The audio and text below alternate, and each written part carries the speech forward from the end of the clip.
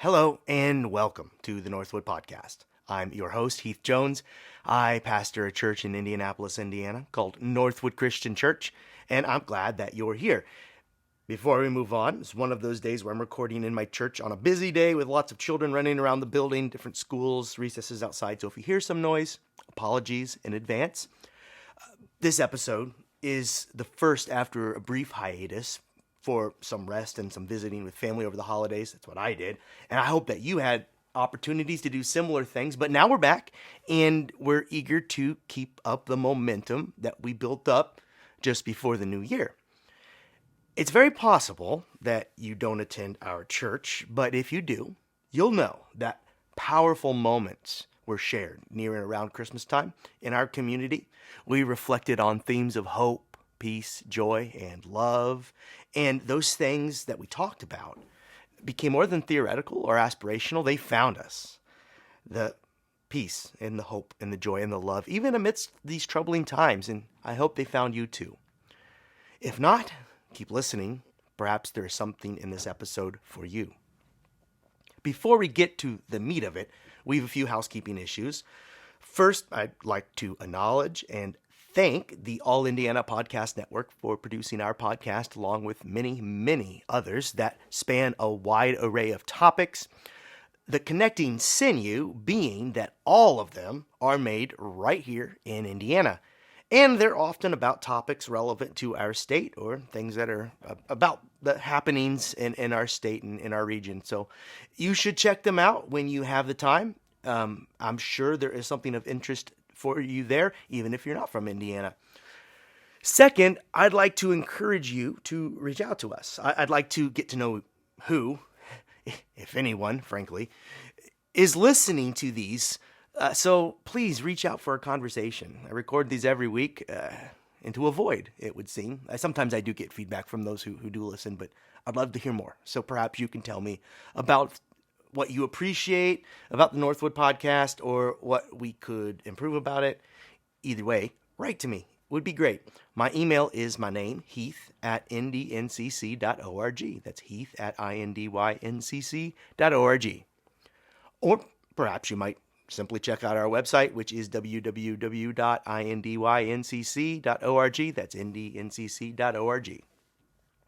Lastly, if you've got the time or the gumption, you might pause this video or podcast and leave a review, a like, a subscription, a thumbs up, whatever the program that you're using to access this allows for. These things, I'm told, really help out at YouTube or for a podcast. So we'd love for you to like or to subscribe to these things. Give us a like, give us a comment. Those points of engagement will surely help us out a lot. But moving on, and before we get to the content of today's episode, we need to pause for an ad break for our podcast audience. If this means you know the drill. Probably if you're watching this on YouTube, we'll just sit through a moment of awkward silence so that our podcast audience can enjoy these ads. And we're back. And I bet those were some great ads. I didn't hear them myself. Moving on, today we're going to be going over a passage found in the Bible, in the Gospel of John, chapter 1, verses 43 through 51. But before we read that, I should set some context. We find ourselves in the middle of Jesus' first days in ministry. That's what the first chapter of John will talk about. And he's caught the attention of the locals, including one John the Baptist, who has identified Jesus as the Messiah, or the Savior of the people. And that's what's happened just before the part of the narrative that we're about to read. Jesus has called his first disciples. And so now, those who were first called are telling their friends about what or who they found in Jesus. And this is where the story picks back up. So that being the backdrop, let's pick back up at John chapter 1, verses 43 through 51. And it goes. The next day, Jesus decided to go to Galilee. He found Philip and said to him, "Follow me." Now Philip was from Bethsaida, the city of Andrew and Peter. Philip found Nathanael and said to him, "We have found him about whom Moses in the law and also the prophets wrote, Jesus, son of Joseph, from Nazareth." Nathanael said to him, "Can anything good come out of Nazareth?" Philip said to him, "Come and see." When Philip saw Nathanael coming toward him, he said of him, "Here is truly an Israelite in whom there is no deceit." Nathanael asked him, "Where did you get to know me?" Jesus answered, "I saw you under the fig tree before Philip called you." Nathanael replied, "Rabbi, you are the Son of God. You are the King of Israel." Jesus answered, "Do you believe because I told you that I saw you under the fig tree? You will see greater things than these." And he said to him, "Very truly I tell you, you will see heaven opened and the angels of God descending and ascending upon the Son of Man." If you were thinking that I really phoned it in when I named this message, "Come and See," you'd be right.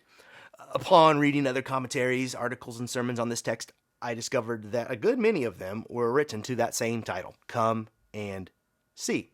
And I understand why. It's right there in the text. That's why I chose it. It's one of the more compelling statements in this text, one calling an individual away from one place and into another.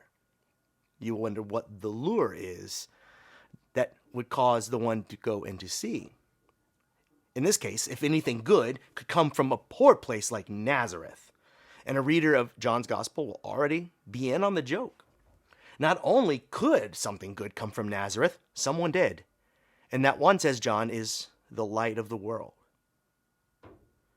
But this message, "Come and see," it's not enough by itself. At least not for me. If you just detach it from the context and just somebody comes to you and says, "Come and see," if someone is wanting me to come and see something, it better be good. After all, there are so many other voices clamoring for my attention. The church is just one of these voices. I mean, it's a cacophony of voices, so why should anyone listen to us? On a long drive this winter's break, I saw road sign after road sign, each saying in its own way, "To come and see," various attractions or places of commerce. Come and see this spectacle, whether it be a sports event or a concert. Come and see the limited time only sale at this retailer, whether it be a big box store or on a Black Friday sale or some car dealership on Labor Day. Come and see, says an advertisement on TV, the greatest season finale you've ever seen of the greatest show on television. Or come and see the season premiere of a new show that is sure to be better than the last. I don't need to describe your life for you, bombarded with advertisements. As you move about your life, you are inundated with signs, ads, and many loud voices vying for your time, attention, your money. Actually, when you scratch below the surface in our country, what you'll find is that the primary motive for many, if not most, of us, of the screaming voices at you, is that they want your money. And that's it, the end in of itself, money. And Jesus said a lot about that mentality and the dangers of it. The church, though, has gotten lumped in with these loud voices, clamoring for your attention and money, and for good reason, because in recent decades, churches have sought to attract churchgoers by those same means as those purveyors of goods and services. Same means that bring you the goods and services on your TV or promote the events that you attend. Outside of our churches, stadiums are packed to see musical artists and other forms of entertainment. They say come and see, so we do. We go to the concert, we purchase the product, so the logic goes, why not try that at church? So it's no wonder that our voice sounds like all the others. We're basically doing it the same way. It's sort of top-down, attractional model for a church. You put on a good show and engaging music and art, and the pastor speaks compellingly. And if they're very good, they'll include some jokes. Thing is, the means by which we attract people to church or any other place are but the window dressing. Come and see, come and see, come and see. But once they arrive, we'd better have something for them when they get there. People are used to being disappointed, I suppose. We are used to buying products, going to see the thing, turning up to the event, and those things often fall short on their promises. And, churches make bigger promises. Rather, we convey the promises God has made to the human race. We say that God has called us toward wholeness, joy, satisfaction, and peace. So it's like we're saying, come and see wholeness, joy, satisfaction, and peace. But what people find in our churches can sometimes seem as shallow as what they find in the consumeristic air they breathe on every other day of the week. Big promises, little follow through. As I said, we're used to being disappointed. And if we are going to ask people to come and see what's going on in our churches, we had better have what Jesus had, because he had something to come and see for sure. And what did he have? Well, John's gospel uses one metaphor that I will employ first quickly because it's just so powerful and I love it. John in his gospel describes Jesus as light that shines into the darkness, light that represents the truth, clarity, and the uncovering of what hides in darkness. So the light is what we're inviting people to see, we hope. But Jesus had more. In Jesus, the first disciples, and we here in the 21st century, well, they found love embodied. And this love embodied would change their lives forever. This love is what people should find in churches that they are invited to come and see. This love is what the attraction has to be. It's all we really have. Our story today reads like a game of telephone, where individuals are passing a message along to one another. It's a continuation of a story that goes back a few paragraphs, as I stated before I read the text, about the first days of Jesus' ministry. He's arrived on the scene, as it were, and news of his arrival seems to be a buzz in the air, especially after John the Baptist identified Jesus specifically as the Messiah, which is a word that implies he's come to save the people, the anointed one that is come to liberate. John the Baptist proclaims that Jesus is the Messiah, saying, quoting him here, "Here is the Lamb of God who takes away the sin of the world." That's what John the Baptist said of Jesus. And in our modern times, this word sin has come to mean such pedantic things such as watching your language or fixations on various sexual practices. But what Jesus meant by sins of the world was nothing so silly, and it would become clearer as he ministered. He meant the big problems: greed, violence, unnecessary suffering caused by humans. If you want a clearer picture of Jesus' focus, read his Sermon on the Mount in Matthew, or its other version in Luke. In Matthew, it's found in chapters 5, 6, and 7. And in that sermon, he spoke against greed, hatred, and violence, and he advocated for peacemaking, radical generosity, and for reconciliation, even between enemies. So why wouldn't you want to come and see someone or some movement that could address these issues? Or, as Jesus called them, these sins of the world. These big problems. If you heard of someone who could bring about peace and transformation in your life or in your community, then wouldn't you at least be curious? Conversely, wouldn't you invite someone else to what you found? Wouldn't you talk their ear off until they gave it a try, if it were that good? There should be no shame or hesitancy, even if the other is resistant at first, because you are confident that once they arrive, they will find what they're looking for. I'm not saying be obnoxious here. I'm just saying when you invite someone into the life you found in Jesus, it ought to represent all these things I'm talking about and should be that compelling. Or in this case, who they are looking for in Jesus' world is their Messiah, who would liberate the people. And you can almost read into the text Philip's confidence in his answer to his friend Nathan after he invites him to come and see Jesus. I'll just read the text starting at verse 45. Philip found Nathanael and said to him, "We have found him about whom Moses and the law and also the prophets wrote, Jesus, son of Joseph from Nazareth." Nathanael said to him, "Can anything good come out of Nazareth?" Philip said to him, "Come and see." And when Philip answers, "Come and see," I feel as though he must have done so with an assured smile or some calm assurance that when his friend Nathan arrived to see Jesus, he would not be disappointed. I mean, have you ever invited someone to your church with as much enthusiasm? Or have you invited them to your church suspecting they might leave disappointed? If you haven't invited them to church, I understand why, believe me. I mean, what are we inviting them to, really? Sometimes when we are inviting others to church, it can feel as though we are inviting them to a concert of church music that they probably won't relate to, as fewer and fewer people do nowadays, and then followed by a long religious speech called a sermon that may include language that is unfamiliar with somebody who has not been in church much. And if that's all we've got to offer in our churches, then I'm not so sure that we can extend this invitation to come and see with that same confidence as Philip did in today's story. But lately, I've been inviting others to our church with more confidence because I can see the ways where our community, Northwood specifically, is living into our calling. And I'm so proud.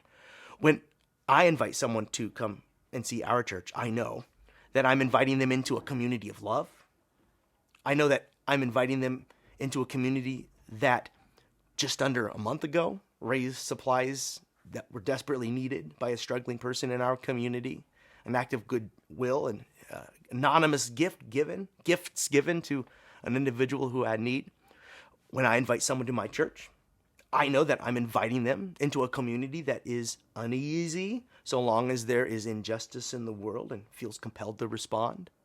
And more recently, some of our members have sought to directly engage issues related to homelessness, having recently made a way for one homeless individual to find a permanent home. Now, this is my church here. And when I invite someone to my church, I know that I'm inviting them into a community where its members take it upon themselves to prepare bags of necessities to hand to those in need as we move about our daily lives. When I invite someone to come and see my church, I'm always proud to tell them about the labor of love that is our food pantry, a truly remarkable work done with a few handfuls of people where dozens of families are fed each week because of their effort, their, as I said, labor of love. But more personally, I can relate. I have confidence in inviting people to my church because of something that has happened to me in this past year. I know that I'm inviting someone into a network of mutual support and love when I invite someone to my church. And I experienced this firsthand this past year after a mental health crisis when my church supported me throughout, revealing to me personally the depths of love and compassion contained within these four walls. And I know that it wasn't just me they would do that for. They would do that for their brothers and sisters. And that means you, should you come along. So yeah, come and see. Come and see my church. And warts and all, it's not all what I've been describing. But it's a lot of it. And my point is, we've got something to invite others to. Come and see here. We've the love of God here, which is all that we'll need in the end. We could run the rat race, trying to keep up with attractional models of church, bringing in bigger lights, more glitz, more attractions, more spectacle, more things to catch the eye. But without love, a love that will fold into action, our churches have nothing more to offer than the din of advertisements that bombard us around the clock. And we're growing tired of that, aren't we? So rather, invite those in your life to come and see, not our music, which is wonderful, by the way, or the preaching, which in my church, I try my best, but rather invite them to the love that is here to be shared. I hope that you can see that when the disciples of Jesus invited others to come and see him, they were not inviting them to a show or a performance, but to a community that loves one another, putting love into action. Which leads to my last and final point, almost a pivot after all we've been discussing up until this point. And this is for anyone who maybe attends my church or attends another church. But I want you to notice how direct the personal invitation is here. More disciples came to Jesus because others engaged them directly and invited them. It seems like they knew each other before they had this conversation. You know, Philip going to look for his friend Nathan. Or rather, the reverse. And if you weren't born into a faith community, then you probably started attending a church because someone with whom you had a personal relationship with invited you. They invited you directly and intimately to come and see the love of God as experienced in their place of worship. And if there is someone in your life who you think might find what they are looking for in your church, invite them. Use your own words. Use your own discretion. Don't be obnoxious. Don't be pushy. Don't be judgmental. But if they express a desire for belonging, for community, for acceptance, then invite them to the place that you have found, where you have found that. And if this is your church, I hope so, invite them to church. From this pastor's perspective, hopefully, I'm hoping that is your church, but there's life in other places too. Invite them to where you have found life. Or perhaps you know someone who is eager to get involved in the larger social issues of the day: hunger, poverty, violence, and sectarian division across the board. We are, at our church, eager to get involved and address these issues too, and are taking steps to do so. So perhaps you've got something going on in your church that you attend. Either way, invite others into this holy work. Invite them to come and see the amazing things that may happen in a church when love is moved into action. Or as Jesus told Nathan, you will see more amazing things than these. So what amazing things will we see? And who else will we invite along to come and see the great things God will do in our communities? I expect, as was the case with the first disciples, that we will make many new friends along the way. Perhaps some are listening to this right now, but they may never find us if we don't first invite them to come and see for themselves. So here is the invitation to come and see, and let's invite others along the way.